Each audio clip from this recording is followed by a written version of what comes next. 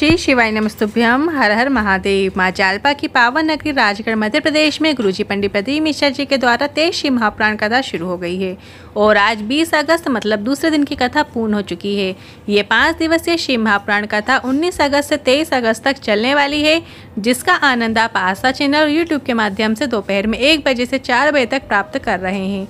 आज की कथा बहुत ही अधिक रोचक जानकारियों से भरपूर थी, जिसमें गुरुजी ने संतान प्राप्ति विशेष उपाय बताया है, जो कि सोमवार की अष्टमी का उपाय है, और साथ में गतिमान हनुमान वाला विशेष व्यापार वृद्धि वाला उपाय बताया है। और कल 21 अगस्त सावन की विशेष तिथि है। सावन की नाग पंचमी की बड़ी विशेष तिथि है और इस दिन एक विशेष उपाय जो गुरुजी ने बताया है, उसकी जानकारी आपको इसी वीडियो के माध्यम से प्राप्त होने वाली है। और ये उपाय सिर्फ और सिर्फ नाग पंचमी के दिन किया जाने वाला विशेष उपाय है। आज 20 अगस्त की कथा में गुरुजी ने 17 उपाय पत्र उपयोगी जानकारियाँ दी हैं। सभी की जानकारी आपको इसी वीडियो के माध्यम से देंगे। किसी कारणवश यदि आपने आज की कथा नहीं सुनी है तो पूरी कथा का रास्ता तो आपको एक छोटे से वीडियो से प्राप्त हो जाएगा। पिछले वीडियो में हमने आपसे एक प्रश्न किया था, भगवान परशुराम जी किसके अवतार हैं, तो जिसका सही उत्तर है विष्णु जी। बढ़ते हैं आज की कथा की पहली जानकारी की ओर। 3 चीज़ें अगर किसी को दी जाती हैं तो वो अधूरा छोड़कर चला जाता है। पहला भोजन, ज़्यादा भोजन दे दिया तो वो आधा छोड़कर चला जाता है। दूसरा प्रेम, ज़्यादा स्नेह प्रदान कर दिया तो वो भी अधूरा छूट जाता है। और तीसरा है ज्ञान, अगर किसी व्यक्ति को ज़्यादा ज्ञान दे देते हैं तो वो भी आधा ही प्राप्त कर पाता है। पर शिव महापुराण की कथा कहती है, भक्ति और विश्वास जितना ज़्यादा मिलता है उतना बढ़ते चले जाता है और छूटता नहीं है। बढ़ते हैं आज की कथा की दूसरी जानकारी की ओर। आप में कई माताएं बहनें होंगी जो सोचती होंगी कि जब मैं शिवालय जाऊंगी तो भोलेनाथ की शिवलिंग में श्रृंगार करूंगी। भोलेनाथ के श्रृंगार का क्रम कहाँ से शुरू हुआ, तो ये क्रम नंदी ने, माता अंजना ने, माता पार्वती ने, माता सती ने, श्री तुम्बुका जी ने श्रृंगार करने का क्रम किया है। तुम्बुका जी चंचुला देवी से कहते हैं, किसी के पास बेलपत्र भी नहीं, किसी के पास जल भी नहीं है, किसी के पास फल भी नहीं है, किसी के पास फूल भी नहीं है, तो अगर वो मंदिर में चढ़े हुए पड़े हुए फूल उठाकर भी उसके नीचे के डूंट को हटाकर उसकी पंखुड़ी से देवादिदेव महादेव का श्रृंगार कर देता है तो भी महादेव उसके जीवन को खुशियों से भर देते हैं। बढ़ते हैं आज की कथा की तीसरी जानकारी की ओर। अब आप लोग कहेंगे कि पंखुड़ी और फूल में क्या अंतर है, तो ध्यान से समझिएगा। फूल एक होता है और जब फूल के नीचे का डूंट को तोड़कर फेंक देते हैं तो उसका कोई हिसाब नहीं होता है कि वो कितने पुष्प हैं। और जब हम पुष्प की पंखुड़ियों से भोलेनाथ का श्रृंगार करते हैं तो भोलेनाथ भी समझते हैं कि इसने मेरे पर चढ़े हुए पुष्प को अनेक पुष्प करके मेरा श्रृंगार करके मुझे समर्पित किया है। बढ़ते हैं आज की कथा की चौथी जानकारी की ओर। आप अच्छे हो आप बुरे हो, ये सूचना आपको सबको बताने की ज़रूरत नहीं होती है। आपके नगर में आपके आसपास जो लोग रहते हैं, आपके मोहल्ले के लोग, आपके परिवार के लोग ये सूचना जनमानस तक पहुंचाने का कार्य कर देते हैं कि आप कैसी हो। बढ़ते हैं आज की कथा की 5वीं जानकारी की ओर। कुछ लोग चप्पल की तरह होते हैं, जो चप्पल की तरह तुम्हारा साथ तो देते हैं, तुम्हें कांटा भी नहीं चुभने देते, तुम्हें कंकड़ भी नहीं चुभने देते, तुम्हारी रक्षा भी करते हैं, तुम्हें पत्थर भी नहीं चुभने देते हैं, पर एक काम करते हैं, चप्पल की तरह पीछे से तुम्हारे पर कीचड़ जरूर उछालते हुए चलते हैं। कई लोग ऐसे होते हैं जो तुम्हारा साथ भी देते हैं पर तुम्हारे पीछे तुम्हारे ऊपर कीचड़ भी नहीं उछालते हैं। इसलिए शिव महापुराण की कथा कहती है, तुम्हें विश्वास भरोसा सिर्फ अपने आप में करना चाहिए। अखबार खोलोगे तो उसमें पढ़ने को मिलेगा कि शेयर मार्केट कितना गिर गया है, पर यह भी लिखा होना चाहिए कि आज का इंसान कितना गिर गया है। बढ़ते हैं आज की कथा की 6वीं जानकारी की ओर। लोग कहते हैं बिल्ली रास्ता काटती है, बल्कि आज के समय में इंसान का रास्ता इंसान ही काटता है। अगर कोई आगे बढ़ रहा है तो उसे पीछे खींचने का प्रयास करते हैं, किसी को आगे बढ़ने नहीं देख सकते। लोग आपस में ईर्ष्या रखते हैं, ऐसे आसपास के लोग के साथ साथ परिवार के लोग भी करते हैं।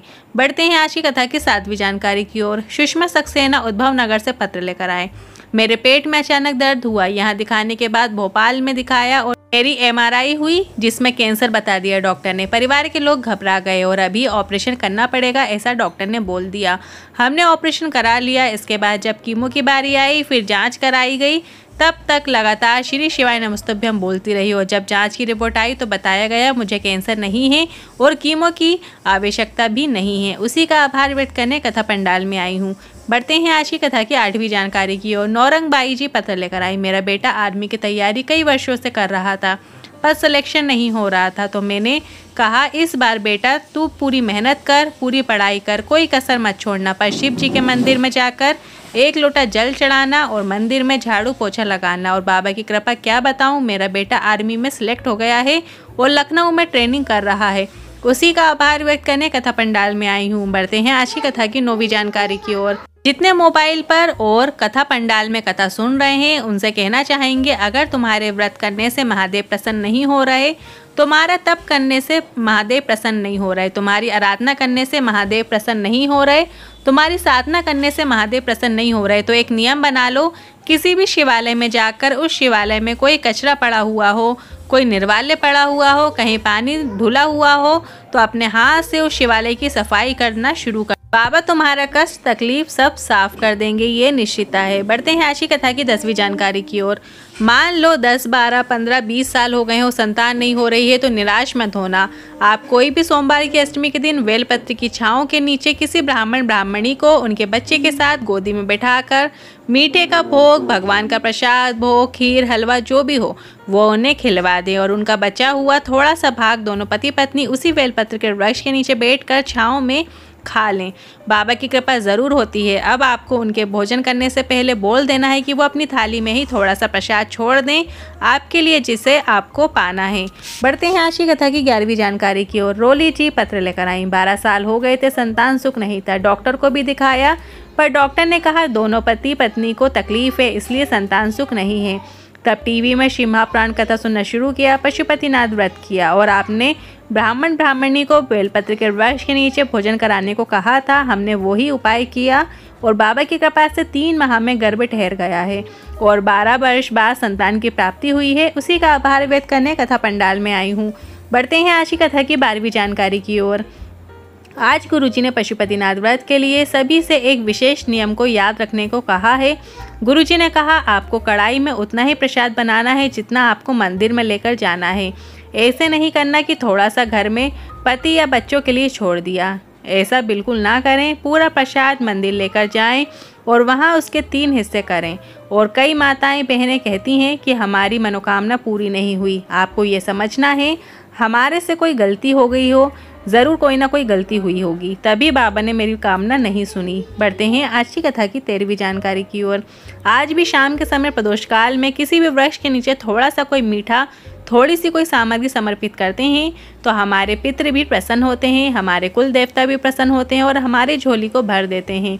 यह आज का विशेष उपाय है जिसे आपको किसी भी वृक्ष के नीचे कर सकते हैं, पर आप बेलपत्र, पीपल या आंवले के वृक्ष के नीचे करेंगे तो काफ़ी अच्छी बात है। बस आपको थोड़ा सा मीठे का भोग, चाहे मिश्री हो, चाहे शक्कर हो, चाहे गुड़ हो या फिर कोई भी मीठा भोजन पदार्थ आप जो घर में बनाते हैं वो भी आप किसी वृक्ष के नीचे अर्पित कर सकते हैं।